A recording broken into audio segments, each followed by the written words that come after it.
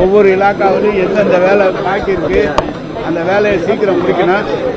இது 2 தடவை தள்ளி போச்சு. பிப்ரவரியில முடிக்கணும், மார்ச்லயாவது முடிக்கணுன்றதுக்காக கூப்பிட்டு பேசினா டிரான்ஸ்போர்ட் கமிஷனர் டிரான்ஸ்போர்ட் ஆர்டிஓ வந்து இந்த பஸ் எக்ஸ்டெண்ட் பண்ணி வர்றதுனாலயும் அதுக்குள்ள டைம் மீட்டிங் போடணும். அதே மாதிரி டிரான்ஸ்போர்ட்ல அவங்க டிரான்ஸ்போர்ட் மேனேஜர் வந்திருந்தாரு. அவர் இந்த பஸ் எல்லாம் எக்ஸ்டெண்ட் பண்றதுக்குள்ள ஏற்பாடு அவங்களோட பேசியிருக்கான்.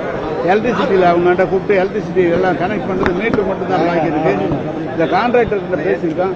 கான்ட்ராக்டர் வந்து இந்த மார்ச் 31 இல்லை 15ஆம் தேதிக்குள்ள முடிச்சு கொடுக்கணும், நாங்கள் இந்த கடையை கடைசியில் திறக்கணும் அப்படின்னு கேட்டிருக்கோம்.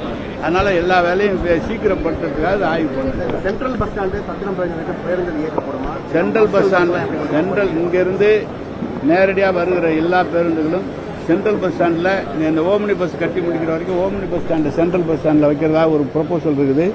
டவுன் பஸ்ஸஸ்லாம் அங்கேருந்து ஆப்ரேட் பண்ணுறோம்.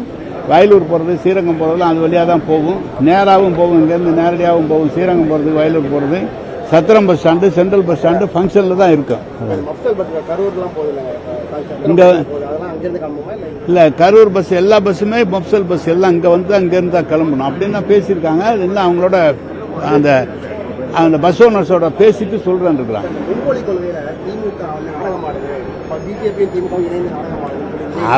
இல்ல